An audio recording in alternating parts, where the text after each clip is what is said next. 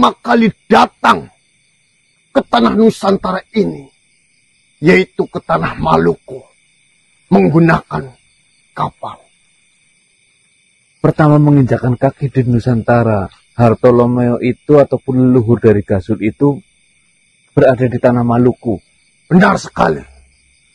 Hartolomeo pertama kali menginjakkan kaki di tanah Nusantara, yaitu berada di tanah Maluku. Hartolomeo berhasil melakukan penindasan, melakukan hal-hal keji di tanah Maluku. Banyak sekali gadis-gadis yang diperkosanya. Banyak sekali orang-orang yang dibunuh olehnya.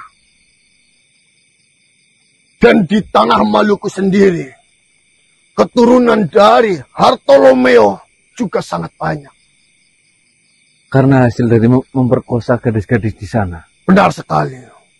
Lalu, Hartolomeo menginjakkan kaki di tanah Jawa ini. Dia juga melakukan hal yang sama seperti di tanah Maluku. Astagfirullahaladzim. Dan Hartolomeo juga memiliki banyak keturunan yang berada di tanah Jawa ini. Tersebar dari Jawa bagian timur sampai Jawa bagian barat. Apakah yang menjadi salah satunya adalah Gasul? Benar sekali. Ya Allah. Kurang lebihnya keturunan anak dari Hartolomeo itu ada 63. Semua itu ada di tanah Jawa. Tersebar. Belum yang berada di tanah Maluku. Ada berapa banyak anak dari Hartolomeo.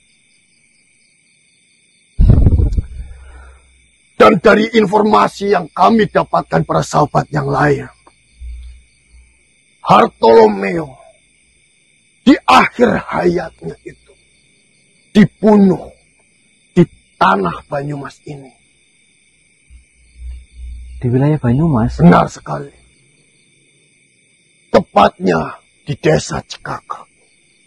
Ya Allah, itu dekat sekali, Patih. Benar sekali.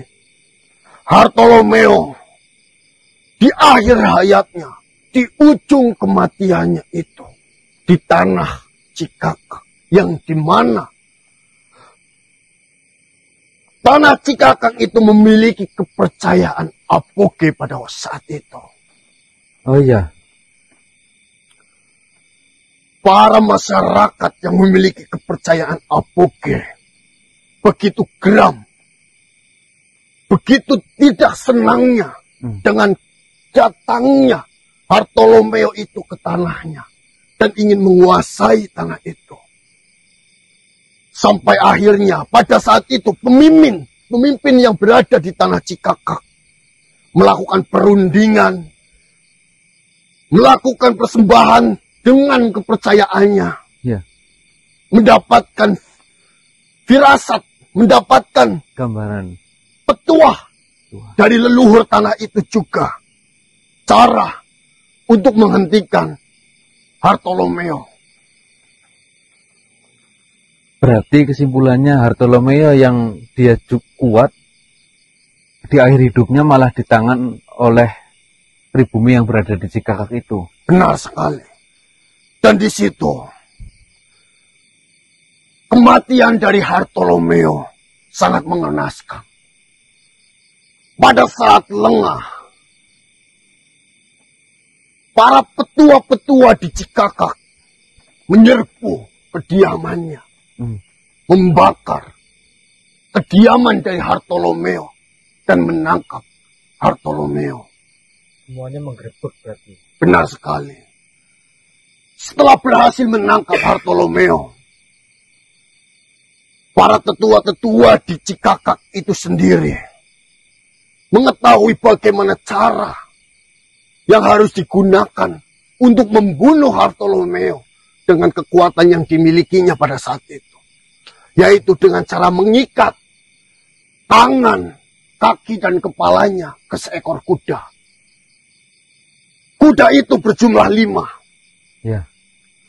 Kuda itu lari secara berlawanan, secara bersamaan. Sehingga kuda itu berhasil menarik bagian-bagian tubuh dari Bartolomeo Hingga dan terlepas. Namun pada saat eksekusi itu, di mana pada saat itu Bartolomeo mengucapkan sebuah kalimat yang dimana untuk siapapun anak turunan saya yang memiliki dendam dan harus melawan dendam itu, galilah makam saya, ambil tengkoraknya, lalu potong ataupun sembelih monyet dan makan otaknya. Untuk mengaktifkan kekuatan dari Bartolomeo yang sudah meninggal sehingga bisa dimanfaatkan oleh keturunannya. Benar sekali. Namun pada saat kejadian itu, para warga di desa Cikakak benar-benar meredam, menyimpan rahasia besar itu karena mencegah agar anak turunannya ataupun wanita-wanita yang dahulu dilecehkan oleh Bartolomeo itu memanfaatkan keadaan itu. Ya, mengerti. Dan di dalam permasalahan ini, tentunya di wilayah Cikakak ada salah satu sahabat kita yang menjadi tetua berdirinya tanah Cikakak, yang menjadi makhluk begitu disegani di tanah Cikakak itu sendiri, yaitu Ki Ageng Mustoleh. Zamannya apa enggak? Enggak. Cuman kalau Ki Ageng Mustoleh, nama itu saya dengar. Tapi kalau untuk kenal, mohon maaf, Pati, saya terutama itu belum mengenal lebih jauh dengan Ki Ageng Mustoleh. Saya tahu, mungkin kalian pada saat itu belum bersama Ganang dan juga Diki. Oh iya. Ya, di sini, saya ingin menugaskan kalian untuk mendatangi dan bersilaturahmi terhadap beliau. Karena saya yakin, beliau lebih paham, lebih tahu apa yang sebenarnya terjadi di tanah Cikakak itu. Ya, karena kami dan para sahabat yang lainnya sedang mengupayakan untuk mencari tahu keberadaan dari si Gasul. Dan kalian, karena takutnya kalian tidak bisa melihat keberadaan Gasul dan tidak bisa mengetahui keberadaan Gasul, alangkah lebih baiknya meruntutkan permasalahan ini dari akarnya. Yang dimana di tanah Cikakak itu adalah tanah kematian dari Bartolomeo itu. Kita bisa mencari tahu mengenai kebenarannya, sejarahnya, dan cara-cara untuk melawannya. Ya, Patih, kami mengerti.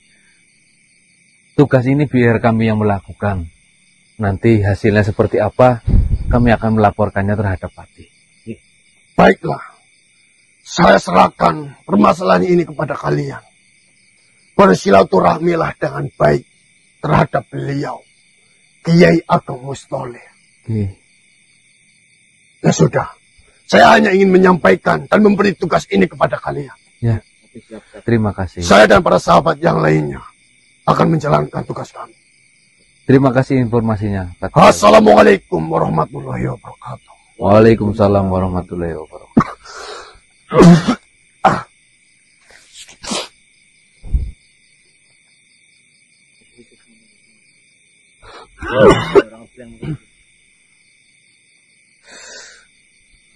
Ki Ageng Mustoleh. Oh, tahu makhluk yang bernama Ki Ageng Mustoleh Cikakak? Iya tahu. kita diberi tugas untuk bersilaturahmi ke sana, disuruh sama Patih untuk mencari informasi. menurut sejarah, Maksudnya, jadi saya tahu Kiai Ageng Mustoli dulu pernah masuk raga saya. iya, justru ini yang poin pentingnya. Ternyata leluhur yang dari Portugis, yang leluhurnya si Gasul, itu di akhir hayatnya dia meninggal di tanah Cikakak. Pertama datang di tanah Maluku. Iya, Tapi di akhir hayatnya, menurut informasi dari Fatih, itu di tanah Cikakak. ya, Makanya kita ditugaskan untuk ke sana mencari tahu sejarah dan apa saja yang terjadi di tanah Cikakak. betul. Dan tidak ada yang lebih tahu tentang Cikakak kecuali Ki Ageng Mustoli. Iya, masih Jakarta Tunggal kok. Hartolomeo, Leluhur Gasul yang dari bangsa Portugis itu. Hartolomeo. Lomeo. Ya, saya nggak tahu ya apakah Hartolomeo itu benar-benar nama aslinya, apakah orang Jawa yang susah menyebutnya lalu dinamakan Hartolomeo atau bagaimana, kami nggak tahu. Yang jelas pasti ngomongnya gitu. Hartolomeo. Oke, gini aja. Nanti sambil jelaskan di jalan. Iya. Kan jaraknya juga lumayan atau. Yang mending saya balik le. Ya pulang sekalian, maksudnya Oke, malah Mustoli jadi- dia mesti Jakarta Tunggal kali. dia tahu namanya tok. Jangan kamera gue. Itu apa? Dik, jangan membelakangi. Dilepas sepatunya. Dilepas. Aduh, Harus dilepas apa? iya harus dilepas.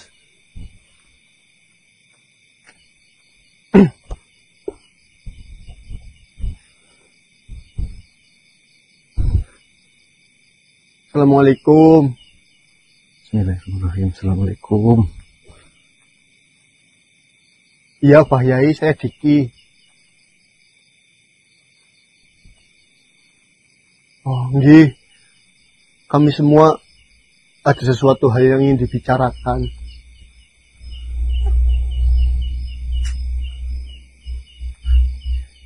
Oh, nggih Pak Yai.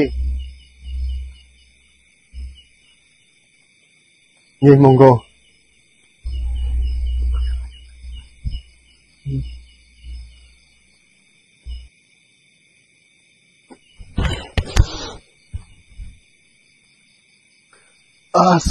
Assalamualaikum warahmatullahi wabarakatuh. Waalaikumsalam warahmatullahi wabarakatuh, Bapak Yai.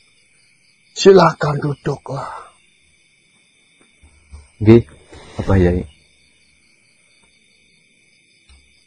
Bismillahirrahmanirrahim.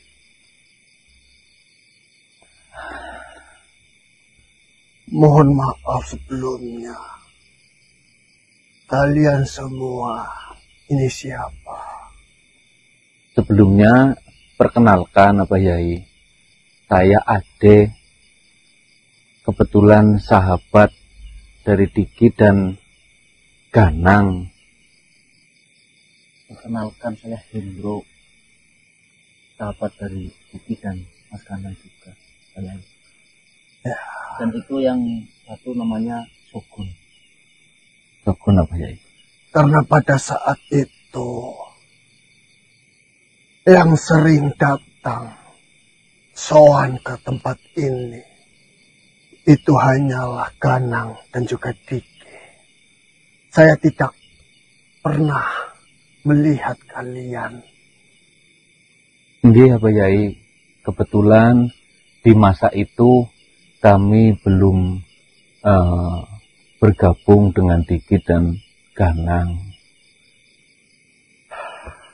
Lalu, bagaimana kabar teman Ganang yang berasal dari Sragen itu? Oh, mereka alhamdulillah baik. Kalau mereka yang berasal dari Sragen, kami alhamdulillah sudah mengenal. Dan kami berkawan baik juga dengan mereka semua. Syukur alhamdulillah. Alhamdulillah. Karena sejatinya tali silaturahmi itu adalah sesuatu hal yang baik yang harus kita jalin selama di dunia. Saya setuju Bapak Yai. Saya mendapatkan kabar dari Eyang Abu. Beliau menyampaikan cucu-cucunya akan datang bersilaturahmi dan ingin bertanya kepada saya. Nggih. Maka Bayahi. dari itu, saya menunggu kalian datang di depan gerbang. Karena di dalam sedang banyak pengajian. Mohon maaf sebelumnya sudah mengganggu waktu dari Abah Yai. Tidak apa-apa. Saya tidak merasa terganggu sedikit pun. Saya malah merasa senang. Semakin banyak yang datang untuk bersilaturahmi, maka semakin indah dan nikmat kehidupan kita di dunia. Betul Abah Yai. Lalu, apa sebenarnya yang ingin kalian tahu dari saya? Seperti ini Abah Yai. Sahabat kami Ganang sekarang dalam sebuah permasalahan. Dia dikendalikan oleh satu makhluk, yang mana makhluk itu didukung oleh makhluk dari bangsa lain, yaitu dari alam Yuda Barera. Dan setelah itu kami mencari tahu informasi, dibantu oleh sahabat-sahabat dari bangsa goib yang sudah lama kami kenal. Dari informasi sahabat-sahabat goib yang kami kenal itu, beliau menuturkan bahwasanya mungkin Abah Yai tahu tentang hal ini. Seperti ini Abah Yai. Dulu sekali ada seorang penjajah dari bangsa Portugis. Salah satunya adalah yang bernama Bartolomeo. Bartolomeo. Menurut informasi yang dituturkan oleh sahabat kami, Bartolomeo itu di akhir hayatnya dia meninggal di tanah Cikakak ini. Dan Abah Yai, Bartolomeo itu adalah leluhur dari makhluk yang sekarang sedang membuat masalah kepada Ganang. Kami ingin menyelesaikan masalah itu, kami ingin menyembuhkan sahabat kami Ganang. Yang ingin kami cari tahu di sini Abah Yai, bagaimana sejarah dari Bartolomeo itu di tanah Cikakak dan kekuatan apa yang dia punya, lalu bagaimana cara menanggulangi kekuatan itu. Terus terang Abah Yai, kami sedikit mengalami kesulitan untuk mencari tahu hal ini karena terkendala dari waktu yang sudah cukup sangat lama. Ternyata kalian ingin mengetahui mengenai Bartolomeo yang dahulu membuat sekali kerusakan, kesengsaraan, dan kehinaan di tanah ini. Memang benar, dahulu ada seorang penjajah yang berasal dari bangsa Portugis yang bernama Bartolomeo. Itu ingin menguasai tanah ini, menyiksa para warga, melakukan hal-hal hina terhadap wanita, dan membunuh banyak sekali sang penentang. Astagfirullahaladzim. Namun kejadian itu sebenarnya terjadi kurang lebih 2-3 abad setelah kematian saya. Saya tidak merasakan langsung kejadian pada saat itu.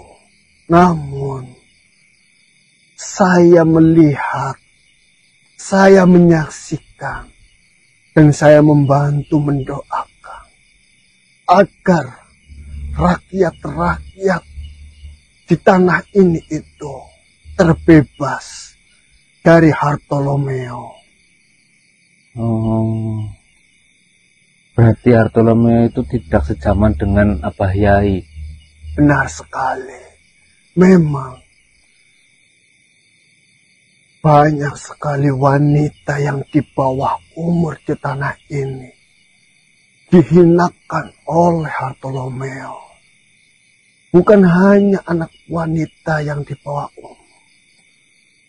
Wanita yang sudah cukup umur, yang dewasa, juga dihinakan oleh Bartolomeo dan juga para jajaran-jajarannya. Siapapun yang menentang ketetapan, keputusan dari Bartolomeo, maka akan dibunuh. Hasil bumi yang didapatkan harus disetorkan terhadap Bartolomeo. Namun, para warga mendapatkan bayaran yang tidak setimpal.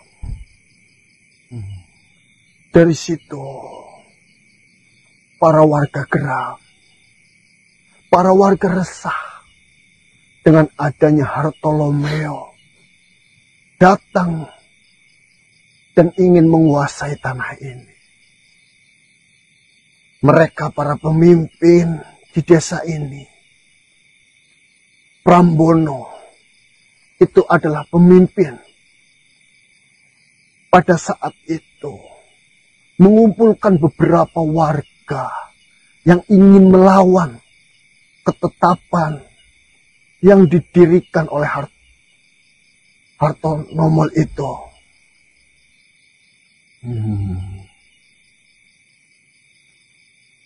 Mereka melakukan sebuah penyembahan sesuai kepercayaan mereka. Mereka berdoa. Mereka berzikir. Mereka menempuhkan semua keluh kesahnya di Masjid Sakatunggal. Yang dimana masjid itu adalah masjid pertama yang berdiri di tanah itu. Yang Abah Yai bangun itu. Lalu, alhamdulillahnya, Tuhan memberkati. Allah Subhanahu wa Ta'ala meridhoi dan mengijabahi doa-doa mereka. Mereka diberikan sebuah wasilah yang dimana kapan waktu yang tepat, kapan dan di mana keberadaan yang tepat untuk menghentikan perbuatan dari penjajah itu sendiri. Bartolomeo itu. Benar sekali. Dan dengan cara membakar kediaman dari Bartolomeo dan menangkap Bartolomeo secara diam-diam. Para warga berhasil menghentikan apa yang dilakukan Bartolomeo di tanah ini. Mereka membunuh Bartolomeo dengan cara memisahkan organ-organ bagian tubuhnya dengan cara mengikatkan seikat tali di seekor kuda yang memiliki 5 sisi dengan arah yang berlawanan. Memang benar apa yang kau katakan, bahwasanya anak turunannya nanti bisa menggunakan kekuatan Bartolomeo itu.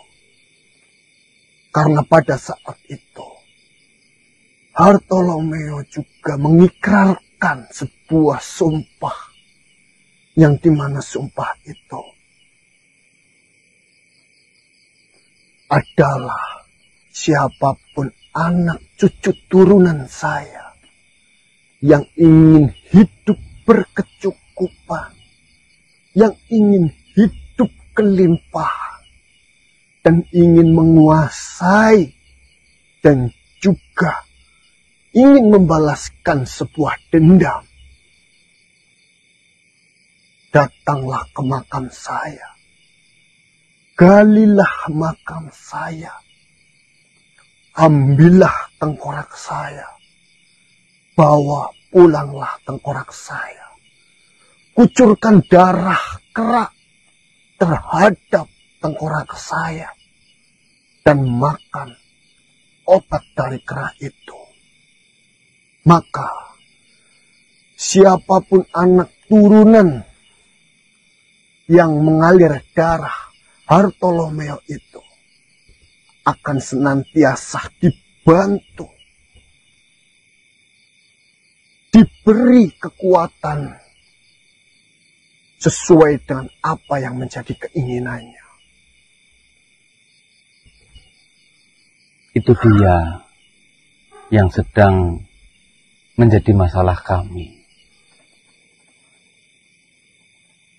Nama makhluk yang sedang membuat masalah dengan kami, terutama dengan Ganang, adalah Gasul. Dan kami yakin Gasul itu adalah salah satu dari anak keturunannya Hartolomeo. Hartolomeo menggunakan sumpah ataupun ikrar yang diucapkan oleh Hartolomeo sebelum meninggal. Dan itu benar-benar dimanfaatkan Gasul. Sekarang, tengkorak dari Hartolomeo itu sudah berada di tangan Gasul. Dia gunakan untuk mengendalikan Ganang. Dia gunakan Ganang untuk menjadi senjata untuk menyerang kami. Namun, Ganang saat ini masih dalam perlindungan para sahabat. Sehingga Gasul sedikit kesulitan untuk mengendalikan Ganang. Saya paham dalam kondisi itu. Namun sejatinya, setelah kejadian itu, dan para warga berhasil menghentikan Hartolomeo itu, sebenarnya berita mengenai Hartolomeo itu benar-benar ditutup oleh pemimpin Prambono, oleh para warga, ataupun mereka yang telah disetubuhi oleh Hartolomeo dan menghasilkan anaknya. Namun, di suatu masa, pernah terjadi sesuatu hal yang besar pula, yang dimana anak turunan dari Hartolomeo yang bernama Mbah Yamcha. Mbah Yamcha. Benar sekali. Juga pernah menggunakan sumpah dari Hartolomeo itu untuk kepentingan dirinya. Dan alhamdulillahnya, Mbah Yamcha di akhir hayatnya itu sadar akan perbuatan yang salah.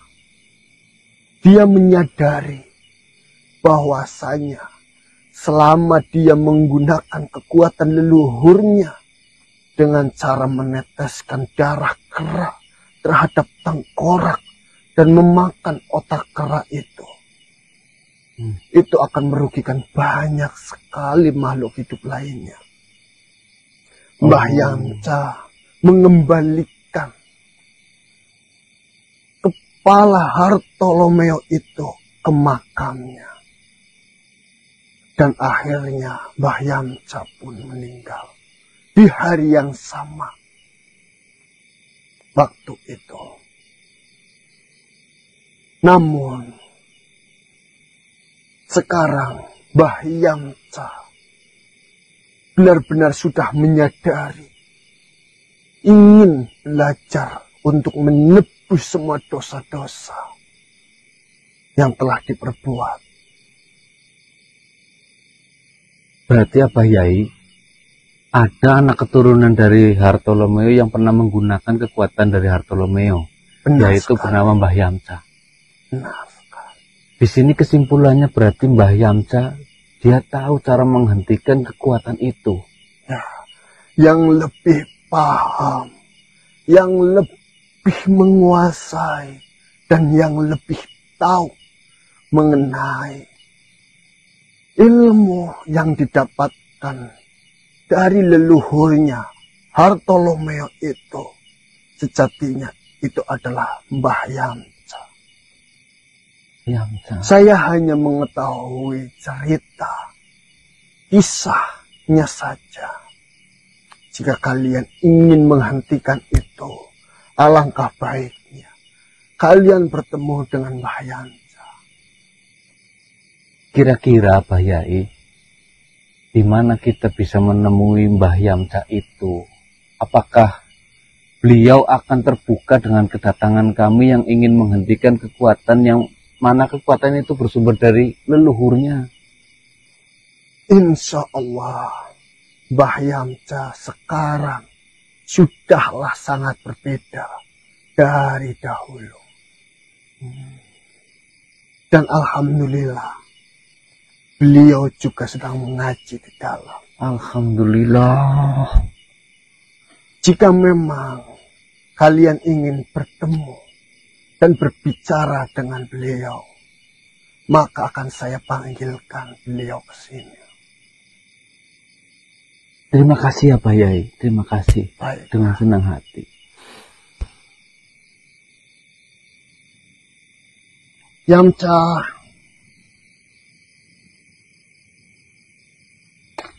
marilah. Cucu-cucuku ingin berbicara banyak denganmu.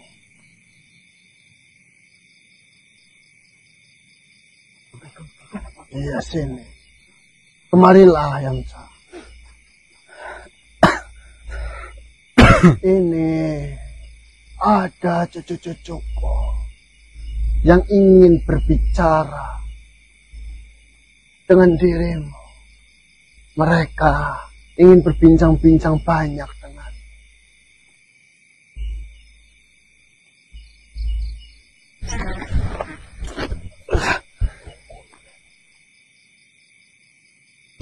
Siapa sih? Ya Kang. Aduh. Silakan duduklah, Yamca. Memangnya Kiai Ageng memiliki cucu? Ya, mereka semua adalah cucu-cucuku. Mereka semua sedang bersilaturahmi di tempat ini. Loh ya, kalau mau silaturahmi dengan Kiai Ageng, kenapa saya harus ikut? Nanti saya mengganggu. Tidak, urusan mereka dengan saya sudah selesai. Dan mereka ingin berbincang-bincang denganmu. Dengan saya? Iya, karena saya tadi sedikit menceritakan tentangmu. Nah, apa yang diceritakan dari saya? Ya Kang. Yang jelas, dari perjalanan hidup yang sudah kau lalui, itu adalah sebuah pembelajaran yang sangat bermakna, yang sangat luar biasa. Itu perjalanan pahit, Yai. Ya sudah, silakan kalian berbincang-bincang dengan mereka, Yamca. Saya kembali terlebih dahulu. Ya, Kiai Ageng. Assalamualaikum warahmatullahi wabarakatuh. Waalaikumsalam warahmatullahi wabarakatuh.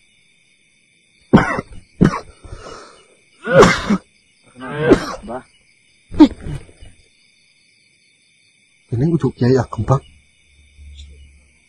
Saya Yamca. Yamca. Apa semuanya? Diki, Yamcha. Kamu kepilih Bang? Kamu kepilih siapa? Mbah Yamcha. Iya siapa? Ya seperti itu. Tadi kan sudah ketemu sama ya kamu sudah menceritakan semua permasalahan yang kita hadapi mengenai Mas Kanang. Solusinya itu memang ketemu sama ketemu dengan yang bisa menggunakan tongkrak itu. Jangan bisa menggunakan kasur loh. Iya sih kasur. Akhirnya kan ngobrol sama Pak Yai, akhirnya digunakan sama Pak Yamcha. Yamcha siapa? Pak Yamcha ya masih. Ini saya kembali saja ya. Astagfirullahaladzim. Mohon maaf sebentar. Baik, intinya kalau ingin mendapatkan solusinya, langkah yang harus dijalani ngobrol dengan Pak Yamcha. Itu arahan dari Pak Yai. Ini seperti itu. Kan aja, kamu ceritakan saja. Oh yes. Mohon maaf. Assalamualaikum, Mbah Yamcha. Mohon maaf sebelumnya mengganggu. Iya, Istirahat jenengan. saya yang bingung. Kalian yang sedang bersilaturahmi dengan Kiai Ageng, kenapa saya yang harus berbicara dengan kalian? Jadi seperti ini, Mbah Yamcha. Sebenarnya kedatangan saya untuk bertemu dengan Kiai Ageng itu adalah menanyakan sesuatu hal yang dimana itu berkaitan dengan tanah Cikakak. Tanya apa sih? Kalau berkaitan dengan Cikakak ataupun tanah ini ya Kiai Ageng orangnya, bukan saya. Iya, kita tadi sudah bersilaturahmi dengan Pak Yai, sudah cerita keluh kesah kita, tapi kita diarahkan untuk bercerita masalah kita kepada Mbah Yamcha. Itu masih ada hubungan sama itu, makanya ceritakan aja langsung. Jadi seperti ini, Mbah Yamcha, kami sedang mendapatkan sebuah masalah, yang dimana masalah itu mengenai saudara saya bernama Ganang. Dia sedang dikendalikan oleh makhluk yang bernama Gasul. Gasul. Benar sekali. Dan ternyata setelah kami dapat informasi, Gasul itu menggunakan sebuah kekuatan yang dimiliki oleh leluhurnya dahulu. Nah, Kekuatan turunan. Ya, betul sekali. Kekuatan leluhurnya dahulu itu berasal dari Portugis, bernama Hartolomeo. Nah, Gasul itu mengambil tengkorak dari Hartolomeo di dalam pemakamannya, lalu Gasul membawanya pulang, melakukan sebuah ritual dan meneteskan darah kera terhadap tengkorak itu, dan juga memakan otak tengkorak, otak dari kera. Lalu Gasul menggunakan ilmunya untuk mengendalikan saudara saya yang bernama Mas Gana. Bagaimana caranya agar kita itu bisa menghentikan apa yang dilakukan oleh Gasul? Seperti itu. Ini ada kaitannya? Ada. Kalau menurut Abah Yai, itu kan jenengan juga pernah menggunakan tengkorak dari Bartolomeo itu waktu jenengan menggunakan untuk kepentingan jenengan. Makanya kita diarahkan minta tolong kepada jenengan karena jenengan itu pernah menggunakan ilmu seperti itu. Jadi kami minta tolong untuk bagaimana cara penanganannya itu seperti apa? Itu Mbah Yamcha. Lupakan saja. Saya sudah tidak mau mengingat-ingat akan hal itu. Saya sudah tidak mau mengingat lagi nama leluhur saya. Itu adalah masa-masa kelam saya. Ibunya pernah menggunakan. Seperti ini, Mbah Yamcha, mohon maaf. Mungkin saja itu adalah masa-masa kelam Mbah Yamcha pada saat itu. Namun, yang terjadi saat ini itu adalah sesuatu hal yang buruk bagi saudara saya, yaitu Mas Ganang. Dan bisa juga nanti ke depannya hal-hal buruk itu akan terjadi kembali ke banyak makhluk lainnya. Dan kami ingin mencari mengenai cara menangkal, cara melawan dari apa yang dilakukan oleh Gasul itu untuk menghentikannya. Mungkin saja Mbah Yamsa sudah tidak mau memikirkan apa yang pernah dahulu lakukan dan ingin bertaubat bahasanya ya. Tapi bisa juga dengan cara Mbah Yamsa membantu kita semua menghentikan ini.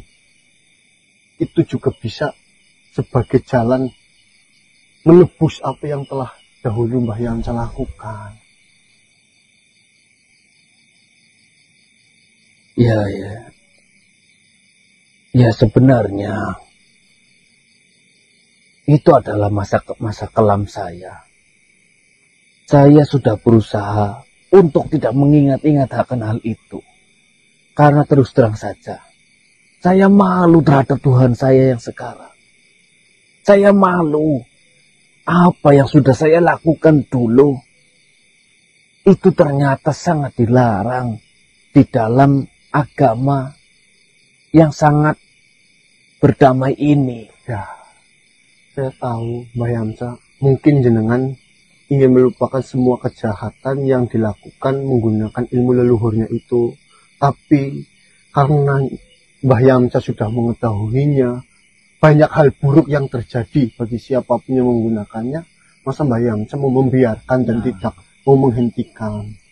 Sebenarnya seperti itu Mbah Yamsa. Ya kalaulah masalah dan kekhawatiran kalian seperti itu, ya saya akan bercerita.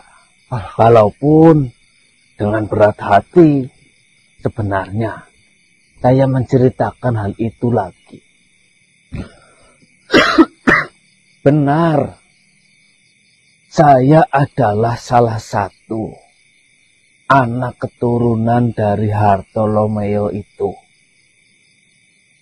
Benar, berita yang kalian dengar bahwasanya saya pernah menggunakan ilmu dari keturunan ataupun dari leluhur saya. Itu benar.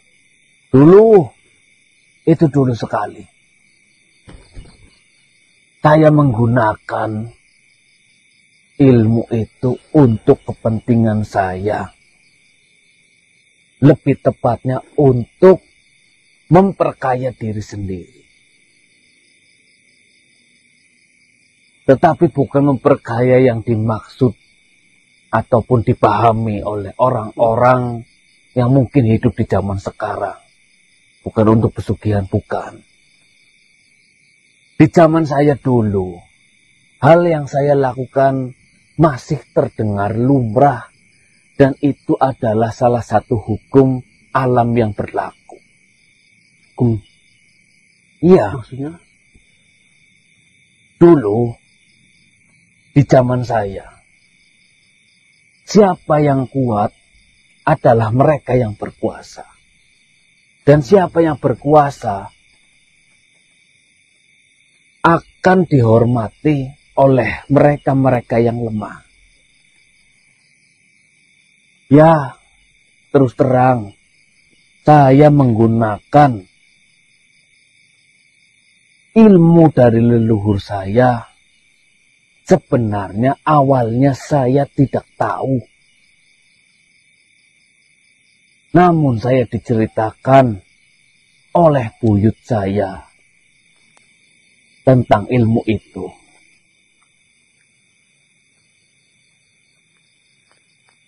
Buyut saya mengatakan, dulu leluhur kita, sebenarnya buyut saya itu menceritakan untuk memperingati saya jangan menggunakan ilmu itu.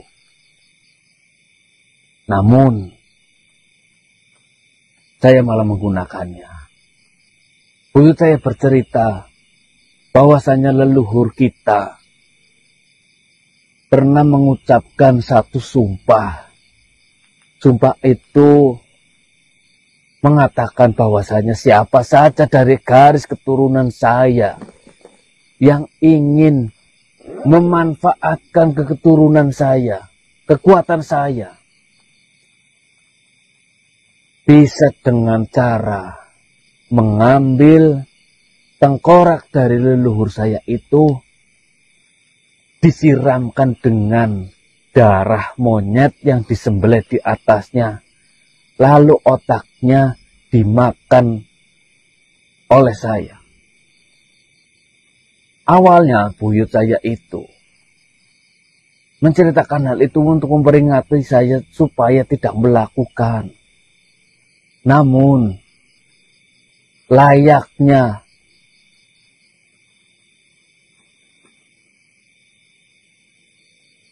makhluk yang baru menginjakkan umur di waktu remaja, apa-apa ingin dicoba. Saya mencobakan hal itu. Saya melanggar larangan yang sudah diberitahu oleh buyut saya.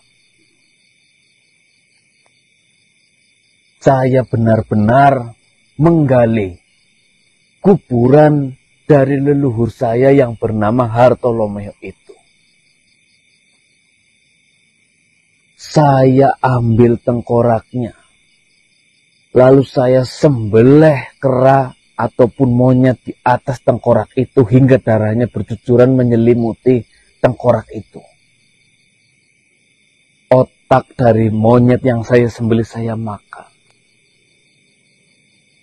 Lalu ketika itu, secara ajaib, tengkorak itu berbicara kepada saya, mengatakan sesuatu terhadap saya dengan bahasa yang saya tidak mengerti. Saya rasa itu adalah bahasa Portugis. Oh, bahasa asalnya. Iya, tetapi niat saya dari awal menggunakan kekuatan itu adalah saya ingin menjadi, kasarannya saya ingin menjadi dukun. Karena waktu itu, di zaman saya, banyak sekali orang yang memiliki keluh kesah, memiliki dendam terhadap seseorang lainnya. Saya memanfaatkan keresahan warga itu yang tidak tahu akan solusinya. Saya memanfaatkan hal itu, saya menggunakan kekuatan leluhur saya. Dan benar, Wujud. itu terwujud. Saya benar-benar mendapatkan kekuatan itu.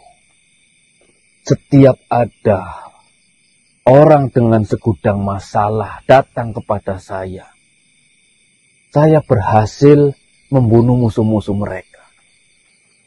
Dengan kekuatan yang sudah saya kuasai itu. Kekuatan unik, kekuatan aneh. Saya benar-benar sudah menguasai akan hal itu. Ketika itu, saya sehingga menjadi kaya raya. Di desa Cikakang ini, saya menjadi satu-satunya orang yang memiliki rumah yang begitu luas. Orang yang memiliki harta begitu banyak. Namun,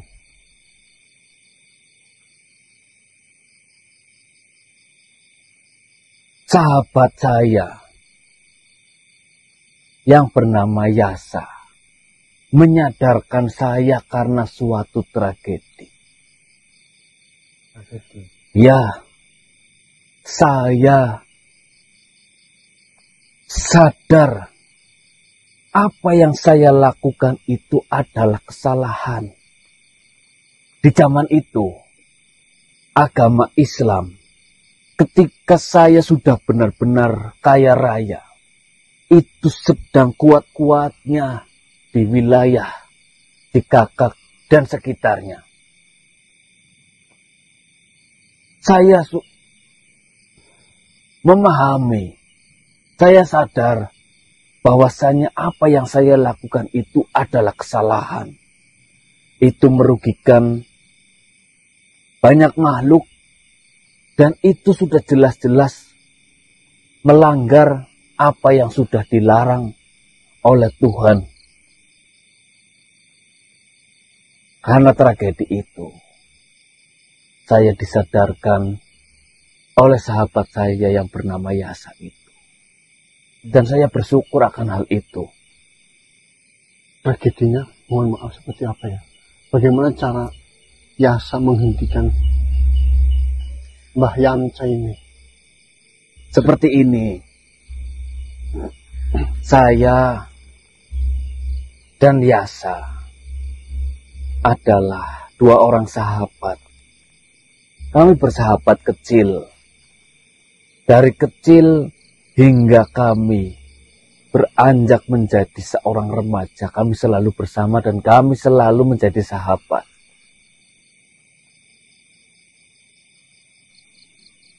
Singkat cerita, saya tidak mau bercerita terlalu panjang untuk hal ini. Singkat cerita, di desa Cikakak ini, di tanah ini, ketika itu kami sudah dewasa. Antara saya dan Yasa sudah sama-sama dewasa. Kami berdua menjadi sosok yang cukup berpengaruh di desa Cikakak. Waktu itu, di zaman itu, desa Cikakak diadakan sebuah pemilihan kepala desa. Diadakan ya pemilihan pemimpin. Ya, diadakan sebuah pemilihan kepala desa. Para warga benar-benar dibagi dua. Sebagian mendukung saya, sebagian lagi mendukung Yasa. Berarti pada saat itu Mbah Yamca ini ingin menyalonkan sebagai kepala desa. Tentu. Oh, itu posisi itu jenengan masih muda 25 atau sudah menikah, sudah berkeluarga? Apa sebelum mendapatkan kekuatan itu apa sih sudah? Saya menikah di umur yang muda. Di saat saya mencalonkan diri untuk menjadi kepala desa di desa Cikakak ini, saya sudah berkeluarga. Saya sudah memiliki 2 orang anak dan 1 istri. Dengan kekayaan yang sudah saya dapatkan dari kekuatan itu. Saya termasuk orang yang terpandang karena saya kaya raya. Sedangkan sahabat saya Yasa, dia terpandang karena ilmu agamanya. Dia dipandang menjadi tokoh Masyarakat ya. yang sangat-sangat memiliki ilmu agama yang tinggi. 2 itu membuat saya tertantang. Untuk menjadi pesaing. Ya, saya yakin sekali bahwasanya dengan harta saya bisa untuk membuat para warga memilih saya menjadi kepala desa ini. Dengan cara? Saya sebarkan harta saya terhadap para warga. Mumur. Oke. Ya. Namun, di menjelang hari pemilihan kepala desa, saya melihat tanda-tanda bahwasanya warga itu jauh lebih memihak kepada Yasa ketimbang saya yang memiliki harta sebanyak itu.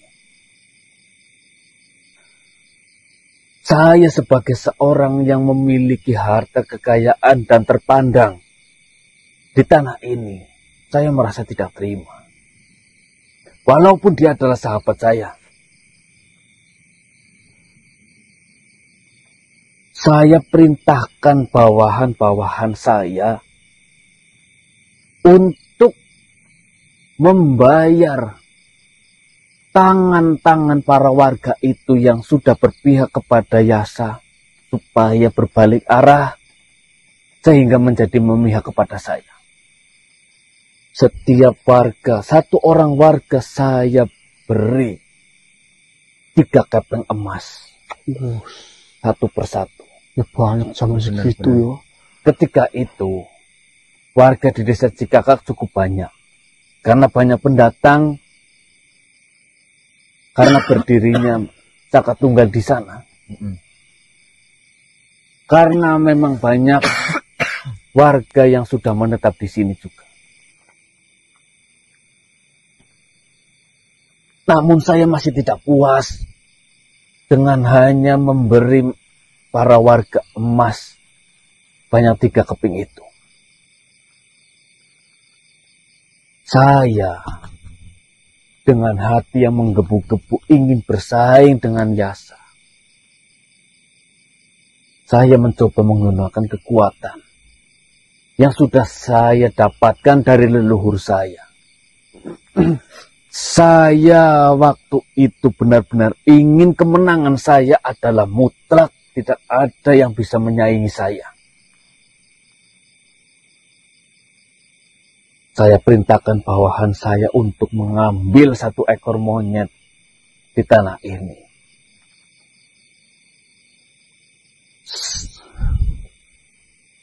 Saya mencoba untuk melukai Yasa dengan kekuatan yang sudah saya kuasai. Kau tahu apa yang terjadi ketika saya berniat untuk melukai Yasa? Monyet yang sudah dibawa oleh bawahan saya sembelih di atas tengkorak leluhur saya. Tidak ada setetes darah pun yang bisa menyentuh tengkorak ataupun tulang dari leluhur saya. Padahal itu menyembelihnya di... Ya. Terus?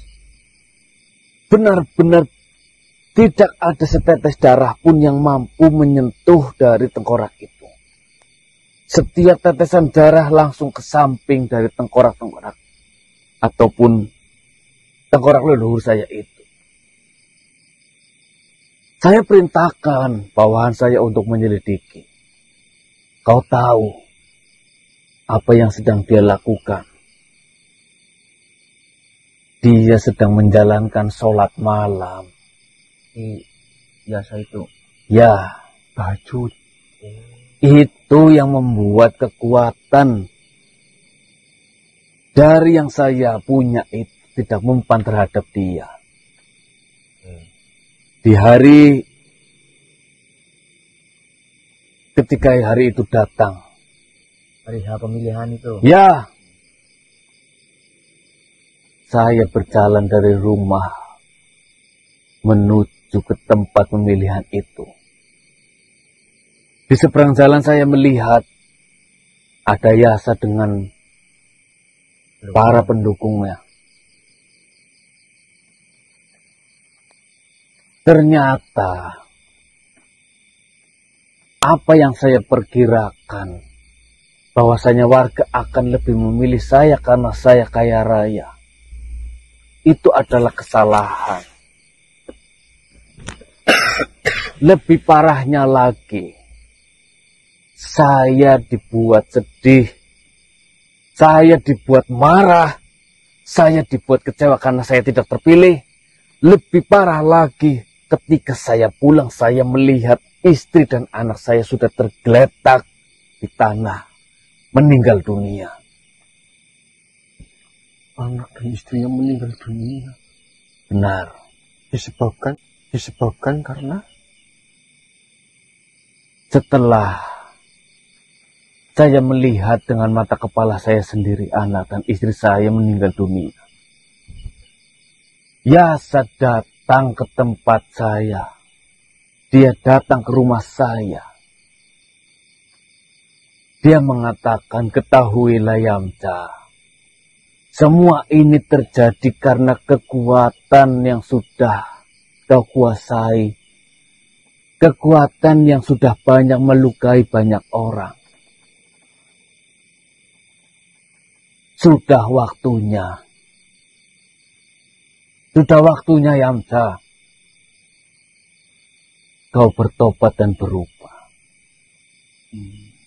Seketika itu hati saya terketuk untuk saya bertobat. Lalu saya diberi arahan dari Yasa untuk menghentikan kekuatan yang sudah saya pelajari itu. Saya katakan terhadap Yasa, sebelum kau memperingati saya seperti itu, saya dulu sudah pernah mencoba untuk menghentikan kekuatan ini. Namun ketahui Yasa, yang saya ketahui satu-satunya cara untuk menghentikan ataupun memutus kekuatan ini adalah dengan cara menghancurkan tengkorak dari leluhur saya. Namun itu tidak bisa dilakukan. Bukan saya tidak kuat untuk menghancurkan. Saya sudah beberapa kali menghancurkan tengkorak itu. Namun, entah ada kekuatan sebesar apa pada leluhur saya.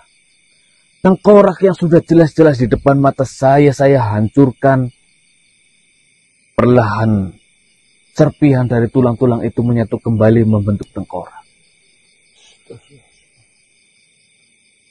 Mungkin ada sekitar 6-7 kali saya mencobakan hal itu.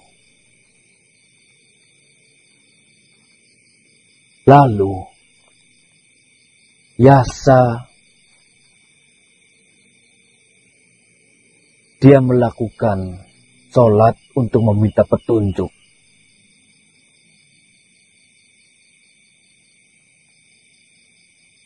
Yasa mengatakan, satukan kembali tengkorak dari leluhurmu itu dengan tulang belulang lain. Dikubur lagi. Ya, di tengah malam saya sendiri. Niat di dalam hati sudah saya bulatkan untuk saya bertobat dan meninggalkan kekuatan itu yang sudah merugikan banyak orang. Saya gali kuburan itu. Saya letakkan kembali tengkorak itu. Saya pendam dengan tanah. Ketika tanah terakhir saya letakkan di atas kuburan itu, saya benar-benar menjadi merasa sangat tenang ketika itu. Seolah-olah beban hidup yang selama ini tergelantung di kepala saya benar-benar hilang, benar-benar lenyap. Namun, kesempatan bertobat saya hanya berlangsung sebentar. Saya tidak bisa bermanfaat di jalan Allah dengan waktu yang lama. Karena ketika saya selesai menguburkan tengkorak itu untuk memutuskan kekuatan itu, di jalan yang mana jalan itu pepohonannya membentuk suatu lorong, saya dikejar-kejar oleh sosok kakek-kakek tua. Dia hinggap di pundak saya dan memakan isi dari kepala saya. Hingga membuat saya meninggal dunia. Itu yang menyebabkan saya tidak bisa menikmati masa di mana saya sudah bertobat kepada Gusti Allah. Mohon maaf Mbak Yasa. Berarti berarti di sini cara untuk menghentikan Gazul yang menggunakan kekuatan leluhurnya bukan menghancurkan tengkoraknya, namun mengembalikan tengkorak itu ke kuburannya, Menyatukan tuh kepada tulang yang lain. Atau bagaimana? Ya. Sebenarnya, satu-satunya cara yang saya ketahui adalah menghancurkannya. Sedangkan cara yang kedua, yang mana saya diperintahkan oleh Yasa untuk mengubur. Perintah itu datang dari Yasa, bukan dari yang saya ketahui. Tetapi anehnya, ketika itu terjadi, hanya saya yang terkena serangan itu. Sedangkan biasa, dia baik-baik saja. Padahal dia yang menyarankan. Lalu, jika menghancurkan tengkorak itu dengan saja tidak bisa, bagaimana dengan kita? Apakah ada cara lain? Terus dari mana Yasa itu mengetahui bahwasanya itu harus dikembalikan ke dalam liang lahat gitu loh. Soalnya kalau kita mengembalikan itu ke dalam liang lahat dan disatukan lagi, kemungkinan terjadi lagi itu sangat besar. Ya, kemungkinan hal yang serupa terjadi lagi itu juga sangat besar. Jika memang tidak dihentikan sampai tuntas. Yang paling utama, kalian seperti ini. Teman kalian yang sedang dalam masalah, sedang dikendalikan oleh makhluk yang bernama Gasul itu. Ya.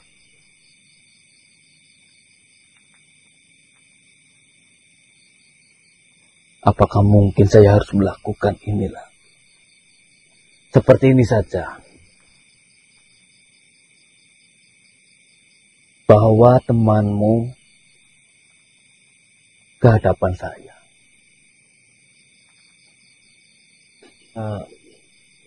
Begini, yang apakah memang harus teman kita dibawa ke tempat Mbak Yamcha, atau misalkan soalnya kan punya motornya Itu sih bisa lah ya, nanti bisa pakai.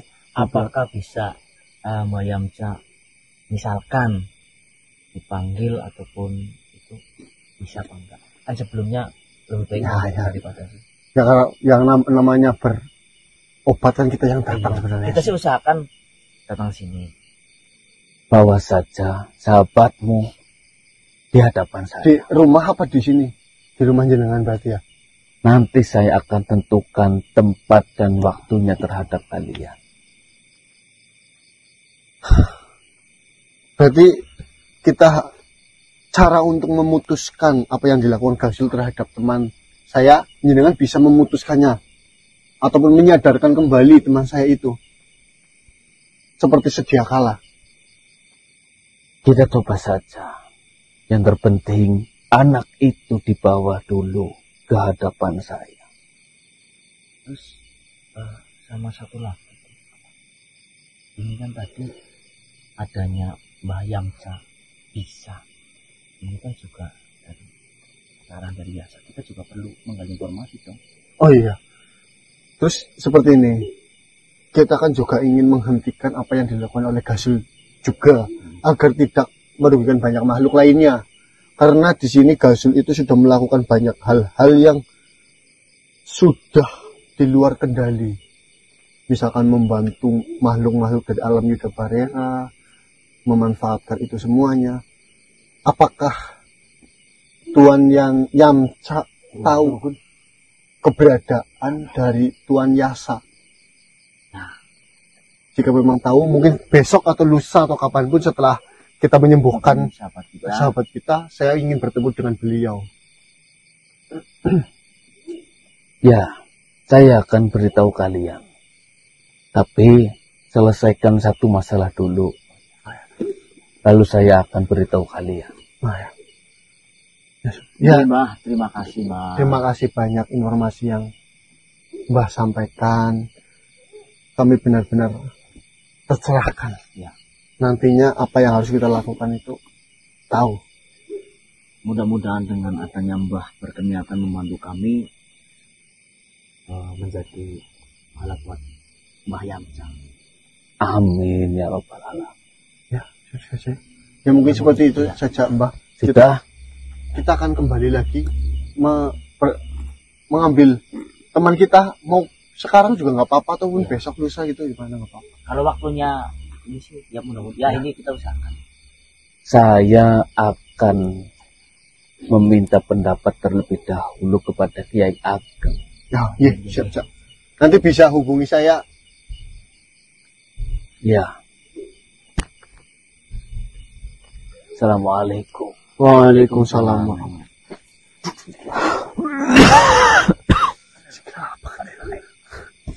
Nomor Cibang. Baik teman-teman, alhamdulillah kita menemukan jalan keluar untuk menyadarkan Mas Ganang ya. Iya. Dan Ya, kita juga, Pak. ya kita juga menemukan cara agar kita bisa mengetahui untuk menghentikan gasul, yaitu melalui Tuan Yasa nanti. Yang paling penting kita Ya, menyadarkan misalkan untuk menghentikan Untuk memutuskan pemutusan Mas Ganang. Kalau Yasa kan kita nanti gali lagi informasinya. syukur pisan dengan adanya Mas Ganang sudah sadar kan kita bisa cerita sama Mas Ganang. Tentunya Mas Ganang tentu cara-caranya. Iya. Ini kemana ini? Balik di sini. Cepetan ke lurus.